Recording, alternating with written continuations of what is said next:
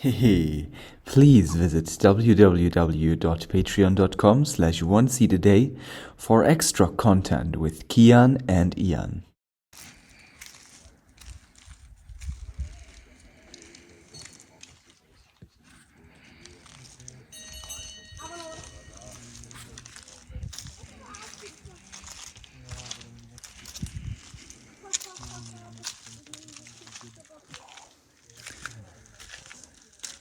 Oops, hey, who's there? Yeah, I wonder like how we get this closed off also, huh? Is there somebody home? Somebody home, yes. Welcome. Yeah, thinking about some. Just looking next steps, how to Already in the next steps. close up like a greenhouse for next year. Mm-hmm. Can you present yourselves first? Yeah. This is Mr. Iain, Master I Iain. am Mr. Iain. Yeah, that's me. I've been helping out Kian here for over a year now, actually. We started. This is Woofer. Last year, and yeah, we did some work, and now it seems to be part of the project. A little bit more than a Woofer now, I guess. So you also live here in Solbacka, right? I live here in Solbacka. I live here. Yeah, I mean, I didn't come specifically as a woofer. I just came, and I just came for 2 weeks in May last year, and then we're on what now? Week, I don't know, 400 or something now. So no, not 400. Week 2. I don't know. It's been over a year anyway. What is your lose age? track of time in this place. My age, I am 34 years old. I'm currently recovering, right? Currently recovering, yes. Not so mobile. Some knee injury. I don't know. I think it's just something to do with being extraordinarily long. Limbs are too long for my joints or something like this. So right now I'm a little bit unable to do much of anything. Had nothing to do with the building, I have to It say. had nothing to do with the building. Not at all. And who are you? So What is your name? I am Kian Iain, and this is my family's project. Building this amazing, very unusual house, I would say. So it's been a very long and very interesting and challenging process. So just to figure out just about like how I should draw it and so on, like I think I made like close to 40 drawings or something like that. So, and the solution with the base structure of it, that came like after I was like really frustrated, didn't have an idea, and I couldn't sleep the whole night. And then suddenly inside of my mind, there came Google Tree of Life. And then I went Google the Tree of Life and came to this the base of the Kabbalah of the Tree of Life. So that's where at least the base structure started from that. And then later, like also then there came the idea with the roof, the under roof was like a bird's leaf tree, no leaf, so a leaf from birds. So there's this different kind of like, I mean, I can show here we have a bird's leaf. They are not looking the best anymore, but something like this. Maybe this one. So it's kind of this oval and coming out here in an edge here. So yeah, so for me it's really like the aspects is a lot like from nature and I really want that the house also blend in with the nature, which is here. So, yeah. Also like a lot of work, putting everywhere all these, I don't know, what do you call them in English? In Swedish it's backer. Yeah, I don't know. But Well, it's the cutoff when you do locks. it's like the waste material from the lumber mill. Yeah. It's all of the ends of the trees that are no good for making the square lumber, and actually they're just throwing it away. So you can go and get it really cheap. But it's still covered in bark. You can still see a little bit here. There's still a little bit left on this one. Yeah. Which so has actually, also some attractiveness to it. It does, but it's also, if you leave it on, it's not so good for the long-term health of the building either. So actually the point I'm making is that every single one of these pieces of wood you see, somebody has by hand shaved all of the bark off them.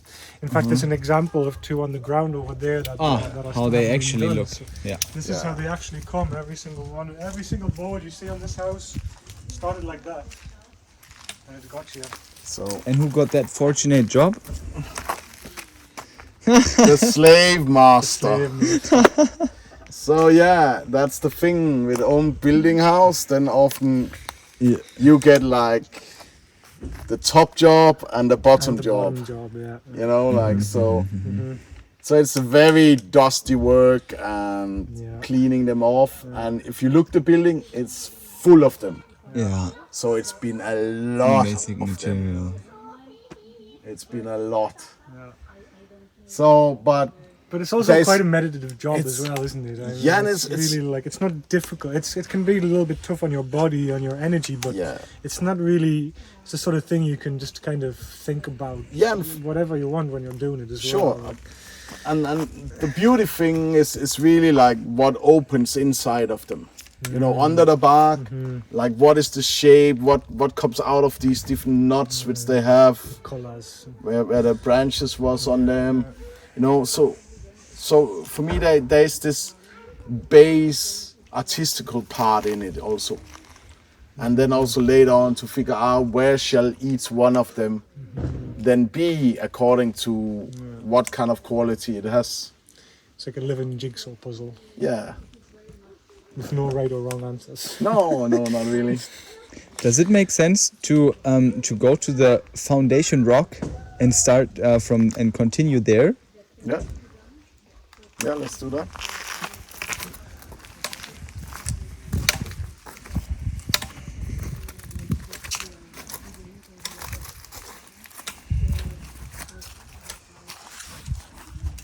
So it's everything is also like I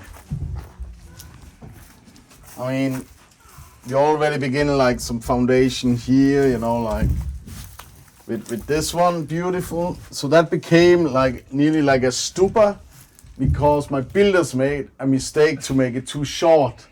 So then I had to build this big stupa up with concrete. So sometimes mistakes become beautiful art pieces also. So now here we're inside, and this is like the huge challenge where we had to figure out, me and Ian, like how do we actually like build that wall here on the rock that it doesn't get too complicated. And But still stays strong enough. and it still stays strong enough, yeah. So, and now we've reached to actually a really good place, and now it's important. The bottom part I will then keep open because I need to see what happens with moist now in the bottom part. Do I have to still protect that against moist coming in there and then do something about that, or is it not a problem that you have the straw cup on the outside that will suck and risk to damage the wall? So that's why I just leave a little bit of it, but not like really try to close the whole thing up before next year. So it's everything is like a little bit take it in small steps. Because if you take too fast steps, you don't see what could become a complication. Well, how was then the first step actually? How did you decide the place that the house would be standing here? Oh, actually, that happens like, I guess, I think many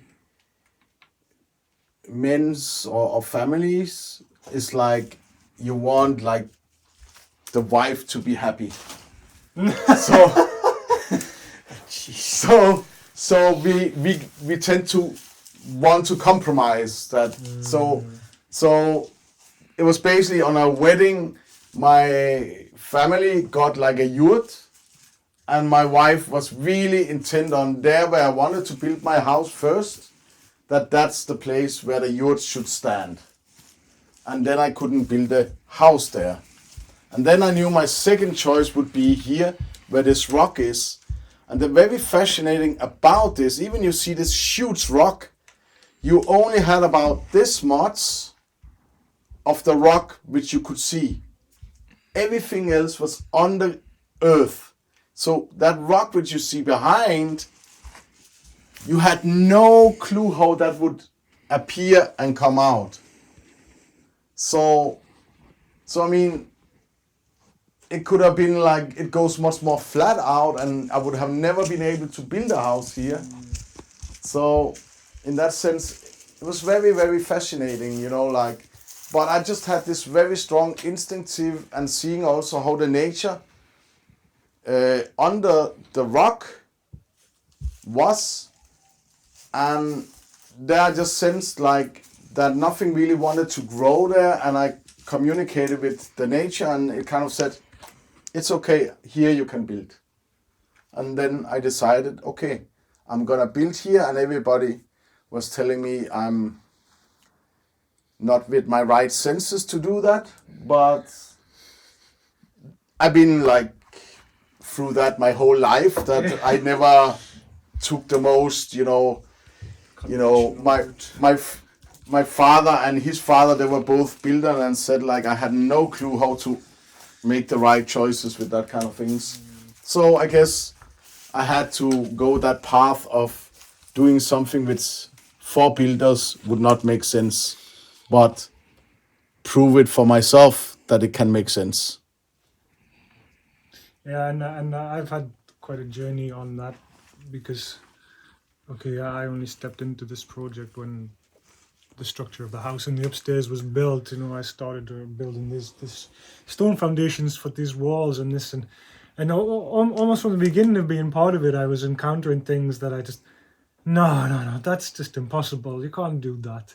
But I also know that it's like, I'm a learned carpenter and come from that world where, everything is straight and level and square and follows all this, particular codes, and I've made a lot of effort to like get out of that and get into more interesting projects like this, and so it's been a big learning step for me to like, kind of work blind, work without necessarily knowing what the next step is going to be. There's no plan to any of this. I mean, it took me, I think it was about 9 months I was thinking about how to build this wall over the rock at the back there, and but after all that thinking, it come together in like 2 weeks in the end. Yeah, let's go and show. Once the plan was, if you want to, you can sit there, and maybe you show us like how not only how it's built, but also. Maybe I'm not gonna go up there. Actually. You don't go up there. I can go up maybe there. I don't go up there. That seat? Maybe that's So- work. Yeah. Nice. So at least like many said like that, like the base, like that one probably should like build like a whole stone wall all the way over. So that was, and I think for both of us we kind of felt something doesn't feel right about that. No. Yeah. No. never felt right. Yeah. And it was, you know, and yeah, actually it's the first time that I've did this straw bale construction, and you know, I got the basis from doing this flat side, and then once I saw how to do that with another builder that we have here in the community, then I could understand how to do this. So Because, as I mean, for- it seemed totally crazy when I first looked at it. This is insane. This is not possible. This is Yeah. going to take forever. But I don't know. Like, I've got a lot of inspiration from Kian and his attitude of like, no, like there is a way. You know, there's always a way, and it's like it's very it's quite enriching and empowering as well for me as well to like, okay, wow, I did that. Kian, are you also a learned carpenter? No. From your fathers and your experiences you are learned. No, from my father's experience, then I already as a childhood was considered I can't make a straight line. So Well, there's no straight lines here, so you proved something. I proved something. You can still build a house without having straight lines. Yeah. So and yeah, so no, I was really considered that's a lost case for me to be any that kind of direction. But I've been like with my friend. I started when I was in the begin 30s to slowly come with him out and building something. So I learned some things through that. So, and he went also into this natural building and restoring log houses. And I mean, there I learned quite a lot. And I also learned to trust more my instincts about it, because he was also very exact with things. But then I was very like sometimes feeling, hey, it is good to be exact, but sometimes you also just need to get forward and just take some decisions, especially with some things that a customer will not see anyway. So will they then appreciate that you took so long time or something which maybe didn't need the same exactness. So I learned a lot through that process.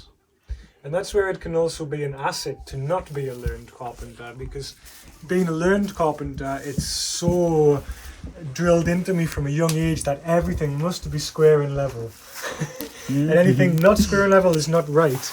So it's and it's just not true, actually. And of course that's necessary if you're working in this construction industry and you have to have things prepared for the next tradesman, but there's no soul in any of that, actually. And you know, and what I'm finding, what I've seen in other projects and in this project is that when, you know, most humans in Western, you know, civilized, you know, countries or in many parts of the world we're now living in this very square, level structures, but the nature outside doesn't do straight lines, it doesn't do right angles, they don't exist, actually. It's totally a human construct. So there's something about living in that sort of situation that I think has some sort of contribution to disconnection from nature in one way or another. And so and I say it also, like when people come here or when you go into like a house like this, it's like all of a sudden they're like on shaky ground, and you know, maybe it's like it can allow them to sort of confront some things that maybe they would never see when they're on this, you know, very flat level ground, you know, disconnected from the elements, if you will. And then it's also the same for me when I'm building it as well. It also keeps me, you know, fresh as well. I have to, you know, kind of break down my own learned rules that I have to do it like this. And as Kian said, there's been many times where I've been, you know, trying to make something level that doesn't need to be level, and he'll come along and say, why are you doing that? There's absolutely no need. It makes no difference. And it's just like, yeah, like you're right, you know, and it's really liberating, and it's really it allows me to sort of face things in myself. So that's a very unique opportunity that you get with this type of building, and also what it gives when it's built as well. So as far as I understand from you guys, is that the one of the first parts was to lay the foundational stones that are below the walls at the moment. And then as a next step was to already set up these wooden, these branches basically. Is that right? The posts. The posts. Trees. So from my very simple and genuine understanding, is that so far the right order? If there was order at all. Actually, no. The first was actually you had first the concrete posts under the beams, and then you had the structure up, and later was the wall. The concrete posts like this one and this one, right? Yeah. Okay. So they were kind of like all for each one of them which you have. They were first made, and then you put like the whole wooden structure on, and first later the whole stone wall was made. Yeah. Okay. For this, because the straw bale is not load bearing. That means they don't hold the structure. They don't hold the roof in this structure. There's others where it is like that, but not this one. This one. Mm-hmm. Yeah, so it's almost like this. Actually, these walls were like the latest addition. And actually, when I first arrived, there was actually nothing down here. The greenhouse was here, and all of these posts, these trees were up. But actually, the stone foundation wasn't completed around that the straw bale walls are on top of. So it's like a second part of the project, you know. It's actually really smart. As well as the structures where which you built. There were also a later addition. This is a later edition. This is like the latest edition. This is like just like done like 2 weeks ago. Really, this was done just before you guys got here. Actually, this part anyway. You know, the other parts were done because we did from here and here, and we went around because we knew going over the rock was going to be the most challenging, and that it was going to take a lot of time to really see how to do it correctly. Yeah, I mean, like I said, it was a lot of brainstorming over a long time before I kind of started to get the idea. Okay, this could work like this, and this could.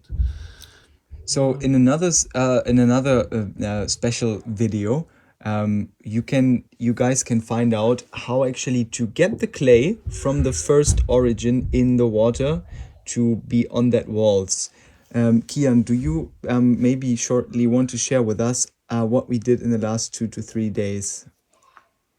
Oh yes, we kind of like we go to just before our swimming pond, and there we go take the top layer of the swamp area.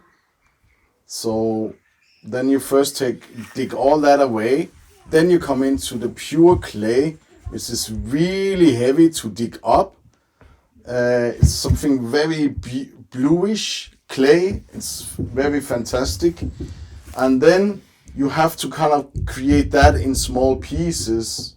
And then you can kind of blend it up that it becomes like the first part of like a paste. Which that paste, there you do then, like you sprinkle the straw bales which you have put in over here. So you sprinkle those, then a little bit with some water, and then you can add that paste in.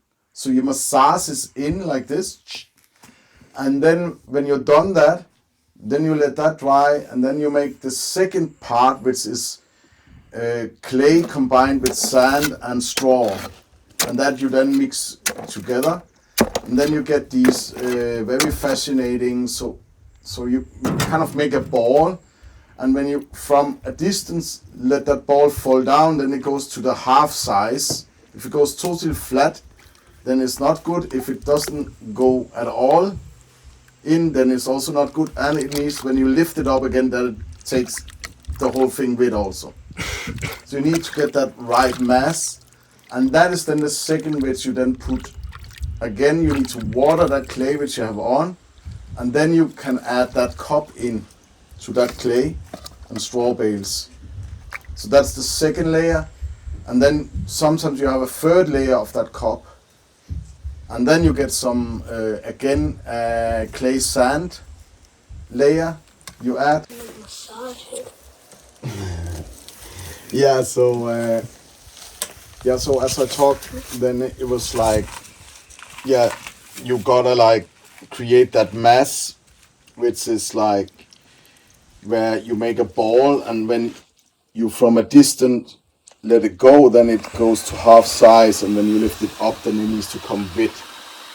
Then you have the right mass, and then you have to apply on the walls like sometimes more layers of it. So it depends how straight you want the walls, or in my case, I plan with these walls that they get a little bit replication of the rock. That means I don't wish actually my walls to be specific straight. I want them to be very alive, like the rock, which we are on right now. Yeah, you got a really good example of it over here. Yeah. And then once the rest of it's done, you know, the idea is that the wall actually just looks like the rock. And as you can see, it's like, okay, there still needs to be another layer on there, but generally, when you do that layer, you would then make it really, really flat and smooth, but actually we're going to leave it like round and rock-like. Yeah. That's what we would do.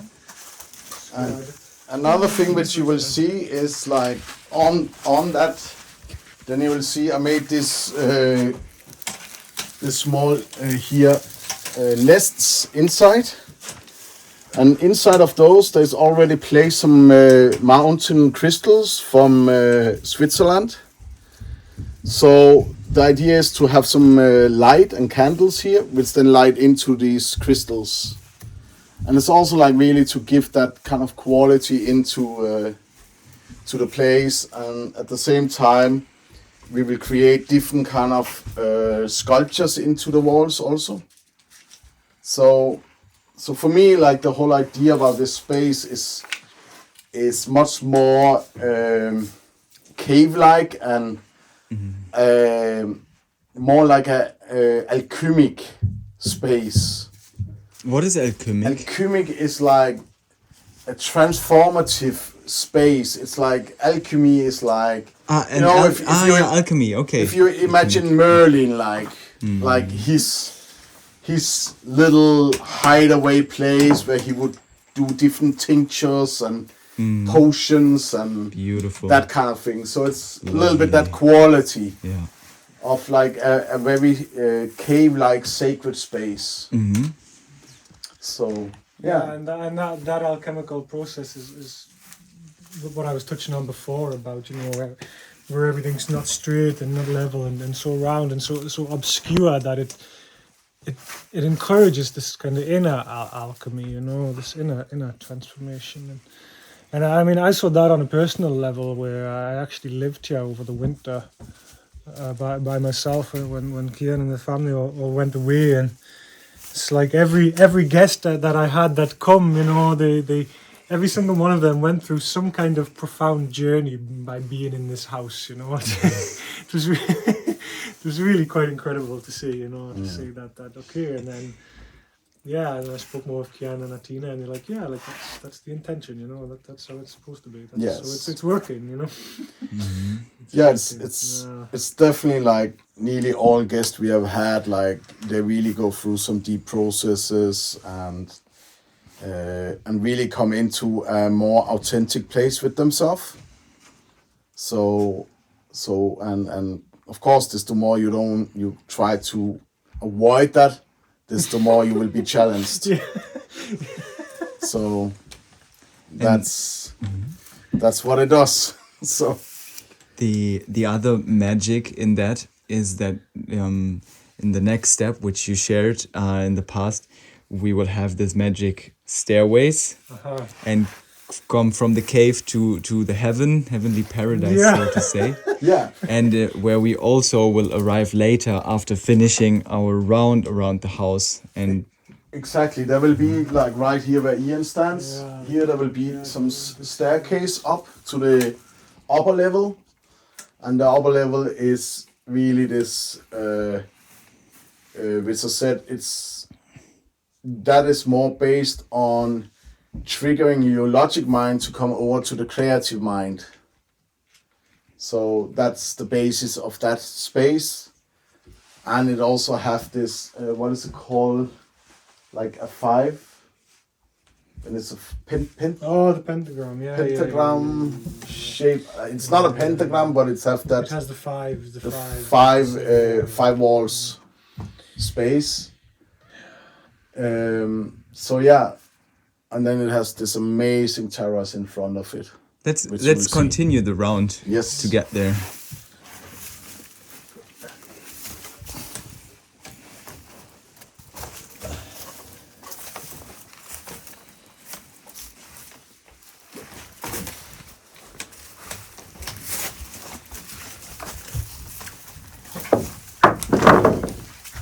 This way you want to go.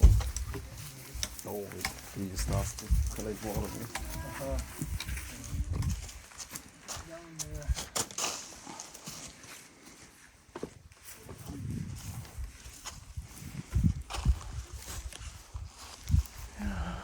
You can sort of see where the different worlds of me and Kian. You know, we've come to establish that Kian seems to be more of a rock guy, and I'm a wood guy, and that's like, you know, really it was. I mean, when I built this stone foundation, it's the first time I did something like this, and Kian really kind of gave me some good lessons. And then when I started building the wood on top, I got a little bit carried away with putting bits of wood in around the bottom. And Kian's like, no, you don't need wood there, you need rocks there. It's this kind of interesting process for me as well to say, okay, there's other ways to do things with other than wood and screws. You know, you can. There are other ways. So it's big learning like that. Hi. Hello. Do you show us the all the gardens? The garden. Maybe later or tomorrow. Tomorrow I will show the garden. And I thought the kids show what the amazing playgrounds that house is. Oh yes. They can jump from roof to down. Can they? Can they jump from there? Climb up on the roof and then they will Sophie jumps down from here. So is that what you want out on Facebook to show? Show the world. Show the world.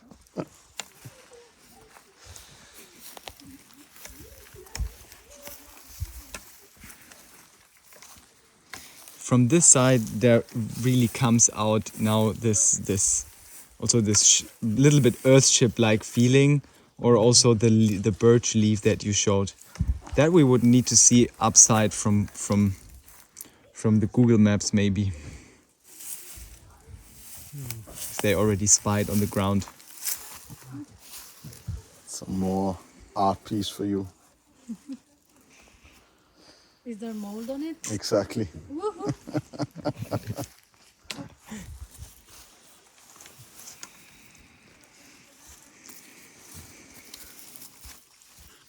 I mean, example over here, now we have taken it away, but over here to get up there, we had to build this huge like scaffold, which really basically had nearly very difficult places, like where can you actually place the bottom part, because it's all like a slope down where there comes water and everything, so it's really difficult to create something which was safe enough, you know. So yeah, so it's like all the times one get new challenges with this building.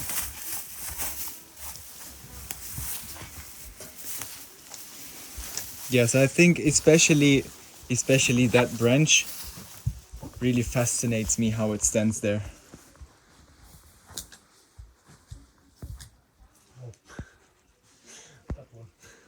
So and then we simply take a look at this.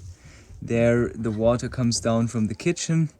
There will be installed later on the other side of the house cleaning a water purifier, and then it can be reused for the greenhouse. Yeah.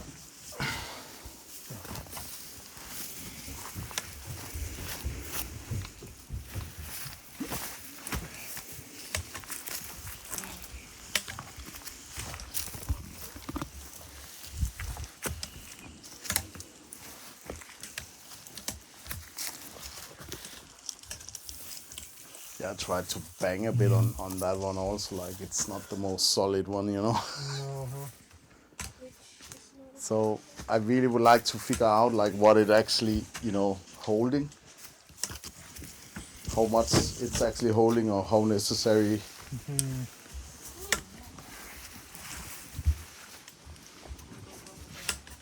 It's very primitive. It's a glorified poop bucket.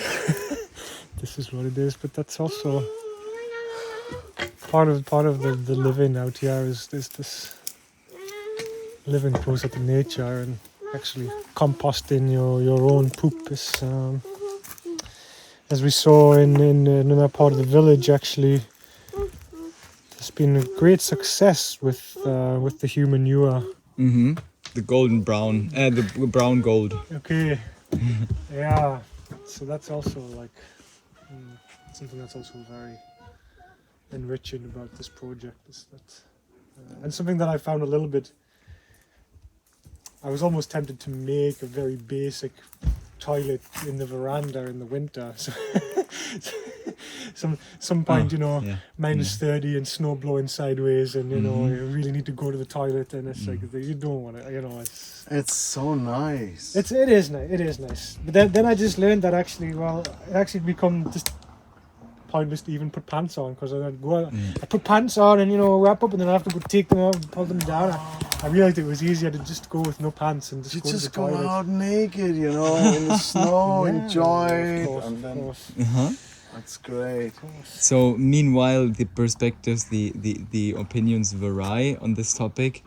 We also shared about that yesterday, that the architectural design of the toilet is always important to be far away from the house, or at least that there is space between it in order to prevent mold and fungi, because we want to keep warmth in the house in winter, and warmth should not happen too much, especially in the compost toilets. Yeah, it's been very interesting with the new toilet. Like, people are always like, why are you presenting your toilet on the highest place, you know, like this glorifying of the toilet, you know, like, so everybody is commenting that, but for me I think it's beautiful having it up there, you know. It's so nice to have like a toilet tower. And hey, look, it's the most important thing, really. I mean, you can't without it. Like, what are you gonna do? You know. Or First, you're we gonna have to deal with explode. our own shit, and then we can see. Yeah, I mean, this is, you know, one of the cornerstones of civilization was when we learned to poop away from our beds. Or Yeah. whatever. Well, what is it you can learn from it? Like, it doesn't help only dealing with your own shit, you also have to let go of your own shit. Or maybe also high enlightened people have to deal with shit anyway. Yes. Exactly. The foundation for enlightenment. Yeah. In fact, one of my, you know, biggest teachers in my life, she said to me, she says, if you can, you know, get yourself in a state of gratitude while you're cleaning other people's shit, then you're doing okay in life, you know. Okay, shall we go here and see the beautiful terrace and walk into the house? Wholeheartedly, please. So here is like the terrace, and I mean, then everybody thought, like when I said I'm gonna build a terrace, they thought I'm just gonna build this little one here. So, but that was then not my intention. Like, so this was just like here is like where I like to have my morning coffee. It's a very good place. The east is over here. The sun is coming up.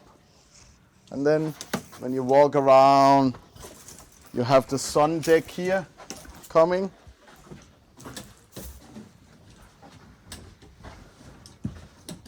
So here then comes the beautiful sun deck.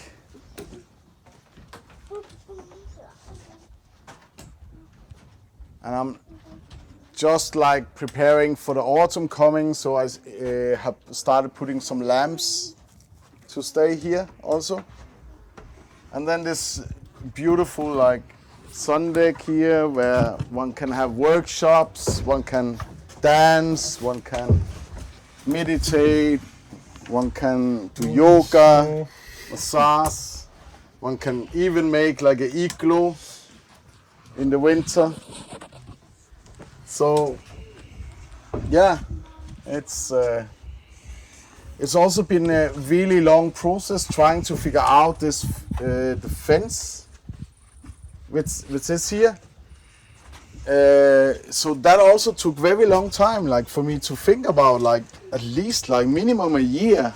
I was thinking about how do I create a fence which apply to the rules, but also which is kind of like beautiful and still like I will have a feeling even when I'm sitting down, when I look out, I still feel connected to the nature outside.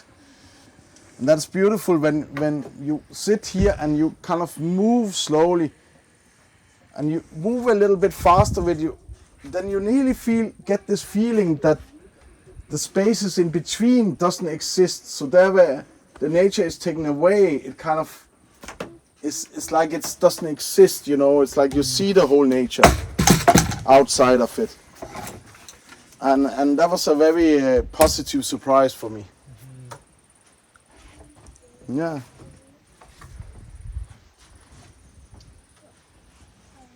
Yeah, and when Kian refers to this place as a sun terrace, he's not joking. I mean, this is really a sun trap right here, and it's like a microclimate. I mean, you can go, 100 meters down the road to the front of the village, and it can be like windy and cold and not so pleasant. And you come back here, and it's just like always summer. It's like, I mean, even in the spring, it was like this is the first place that gets warm where you can really just sit outside and just and enjoy the sun. It's a very beautiful thing.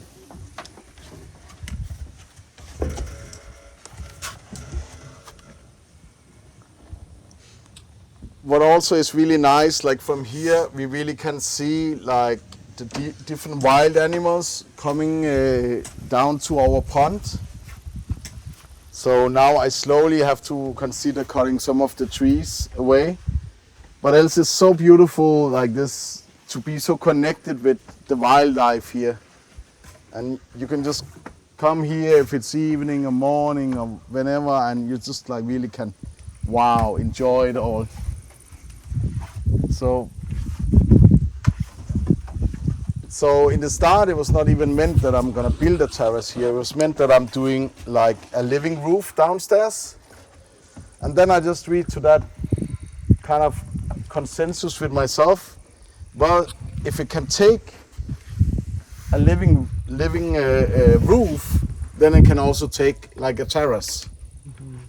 So in that sense, like, okay, I prefer having a terrace, because then I feel I really get much more out of it. So.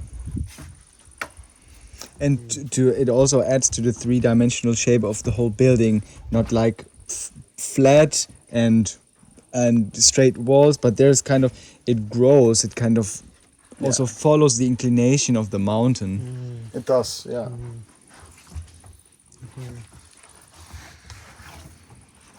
And I think even like if you look at from distance, you will maybe even like get like from distance that even these, which is in the fence, and then these, like it nearly come in one, like that it becoming like trees you're seeing. Yeah. as a part of the house. Yeah. You could almost refer to it as a tree house. Yes. Tree house. In some aspects.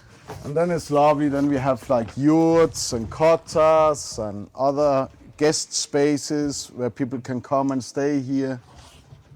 Behind that one, there is a huge rock, and Yes. will be visible again after cleaning out the space. Yeah, I will clear out the space and more of the trees. Like these trees which is here, like there was nothing for maybe just nearly 8 years ago. It was very, very small things, small bushes down there, and now it's like they're all like huge. So it's like even if I cut them down, then you will again see it in 6 to 8 years again. So that's the difference if you live a very urban life or you live here in a forest.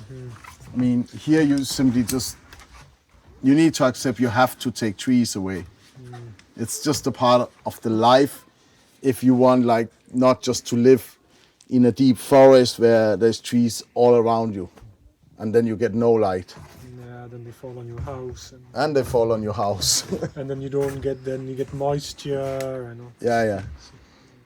Anyways, also as the human manure fertilizes this forest so much, we actually help it at the same time, and then we also get the feedback from the forest with the firewood for the whole time. So this is a win-win deal for both parties, I would say. It is, but it's also like I do it with care, you know. I do like, okay, which trees this year do I take away and which I leave, and so. And it's also good for the trees, because if two trees are growing too close together, then neither of them actually are benefiting. Like so take one of them away, and you're actually like creating more life and more biodiversity and more of an ecosystem. Yeah. Sorry. Accelerating this, yeah. Yeah. So it's like, and I know something as well. You said that both parties, and something that I really like to think is that I don't like to think of like the humans and the nature as being two separate parties. Like we're actually a part of this. We're actually all the same party, you know. We're not separate from any of that. Yeah. And that also brings me to something else that I realized.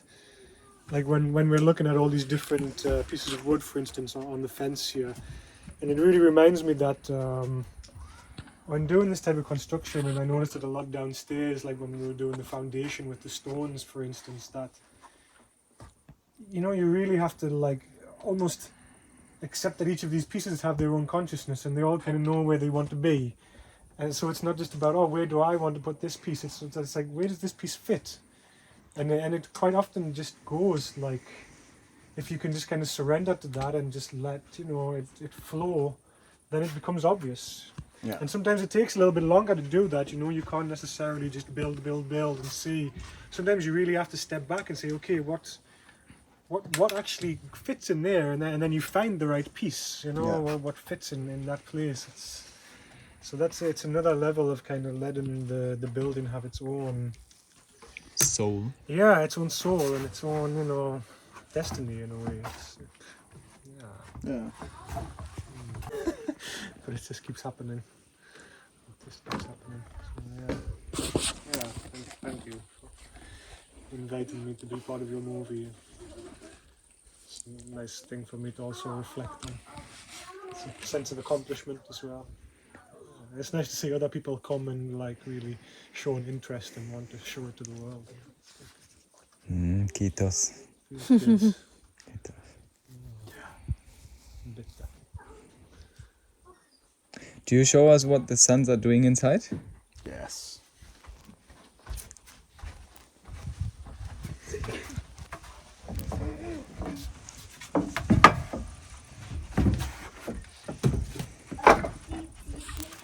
So, welcome to the house of creativity.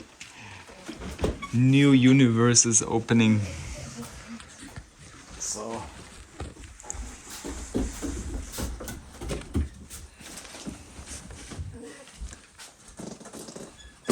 oopsie.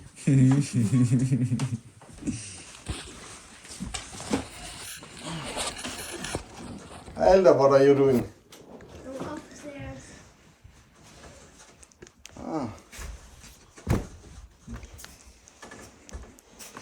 Yeah, so this place is very exciting. It's like nearly like a tree hut up there. So it's very much like the three boys that live in this house. They definitely have their imprint of the place where they make this amazing, you know, like this is like, I don't know, what do you call gondol Yeah. things, you know, like where Lift. from Switzerland where people go up and down. So they have more of those. Then they have all these like hanging mats, and the base of the house also like is actually based like with, I don't know if you have noticed when you were here that it's kind of like that this is the spine of a bird, which is here, and the head is yeah. the outside, and then you have these big wings here on the sides. So So you're basically saying that it's kind of like these are the wings, so to say. yeah, the like two which roofs. comes out. Yeah. So it's kind of like a dinosaur, like this flying dinosaur. Yeah. And this is the spine coming down, and then you have the head outside. Yeah. So it's kind of like having this three-dimensional of that kind of flying bird. So the place is also called Garuda's Nest. Garuda. Garuda. Garuda nest. Yeah.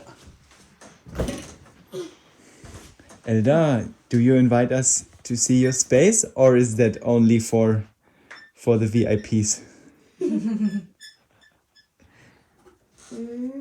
Tell him these things you put up there on the walls also, like they're very exciting. The woods. Yeah, which you found.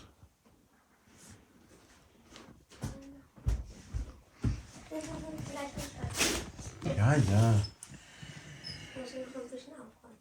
Das ist doch okay, also alles andere ist nicht notwendig so aufgeräumt.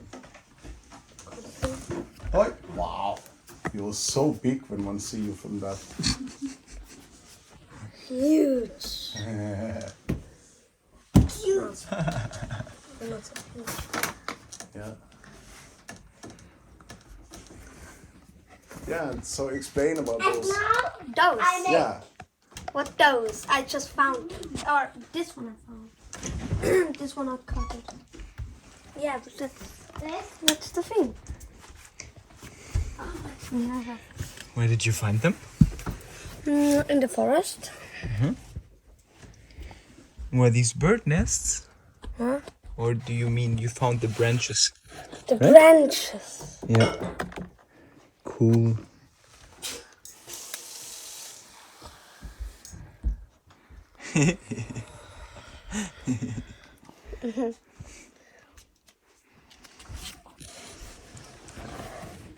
And how do you feel in the house? Nice. Do you like it? Yeah, it is nice. Also one. This is for dinosaurs. Yeah.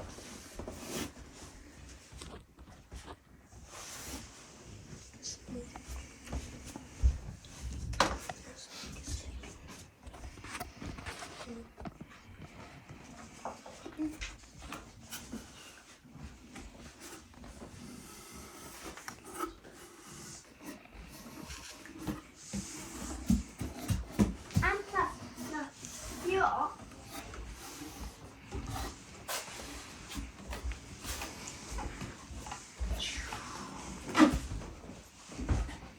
Hello. I'm fine. Ah, don't show that mess. And there we then have the kitchen over here.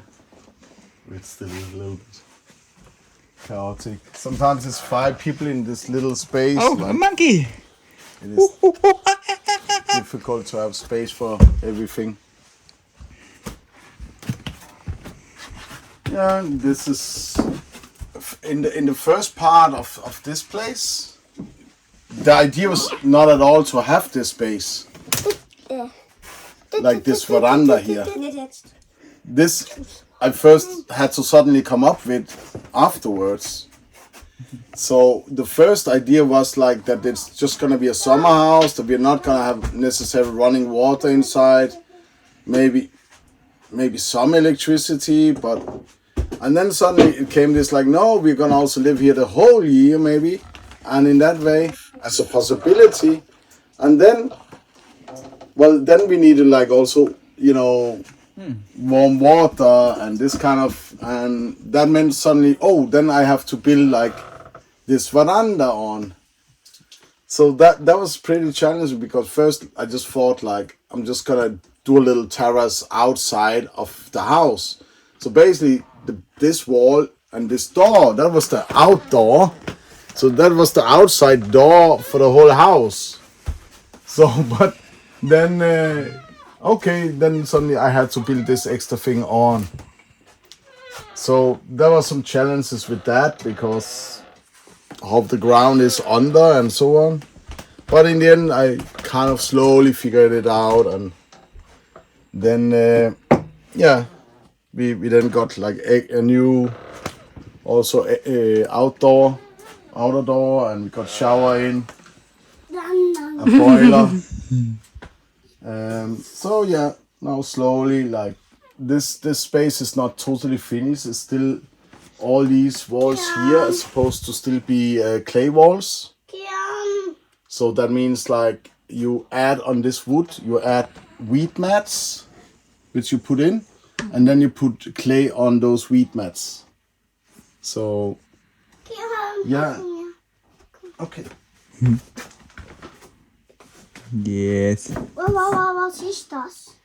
That is recording my voice. Ja, das ist gerade perfekt. Kannst du mal kurz das Handy, auf dem Handy gucken, ob es noch recorded actually?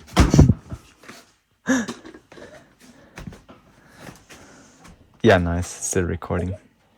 Okay. So you take it back, please. Yeah, so I mean, that is it. Right now we have a lot of like chickens which come into this space a lot. Yeah. So And chicken shit. yeah, and chicken shit. So yeah, let's come naturally with the chickens. So here we come out again, and there we have our chicken boss. Yeah. Looking all his wives, which actually is also his children. So that's the chicken world. It's a little bit different than ours. They have a different kind of moral and ethics set than humans. So yeah. Would it be actually a very lovely cycle to end with the greenhouse where we started? So this is Elda's parrot. Actually, it's not a parrot, it's a chicken. I call it the parrot because he always wanted a parrot, and the only thing he got was that one. Stage 4. But I'm still gonna get it. He's still gonna get his parrot. He's sure about it. So not later. Okay. And I'm hit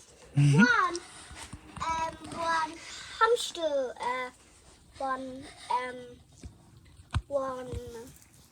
hamster, Hamster? yeah. Ein Hamster. What is hamster in English? Hamster. I Hamster. guess. Yeah, it's the same. Almost. Yeah, then we have our yurt, and then we slowly come down here. We then get the different levels. Down here is gonna be the area where you especially also can grow mushrooms. And then there's gonna be this cleaning the water system. Yeah, that will be in that corner. The Yeah. cleaning water system. Yeah. But also it's the perfect place to actually grow a lot of mushrooms. Mm-hmm. So we will see Dark, about that. moist and warm. Yeah.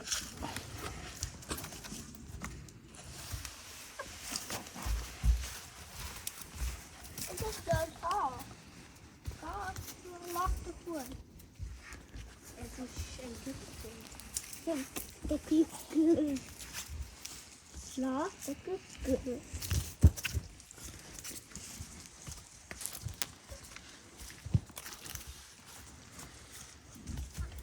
Yeah, so that's a lot like our housing project.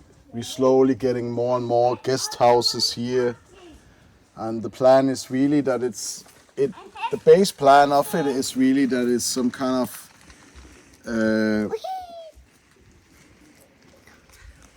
a place where people can come and come more to their, you know, authentic nature in this place and really feel themselves again, like when there has been things which it's like been bringing them a little bit off.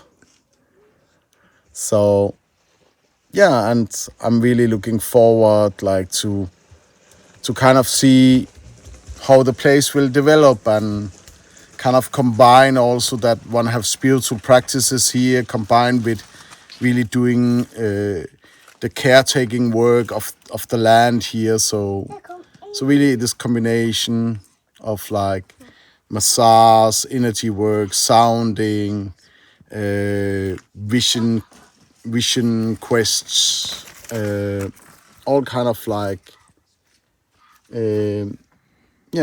different retreats which can support. So yeah, I'm looking forward for what the future brings. Thank you very much for your openness, Yeah.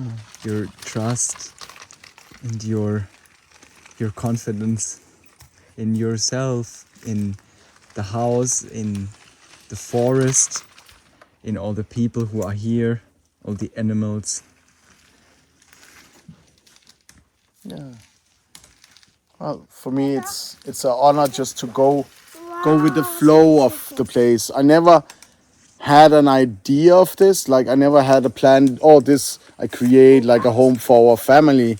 I just knew I had to be a part of this project and create a place where people could have some kind of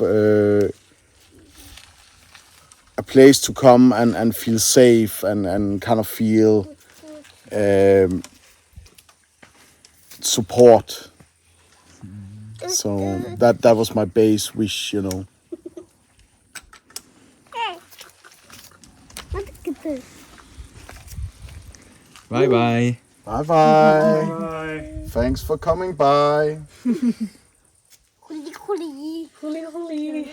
Yeah.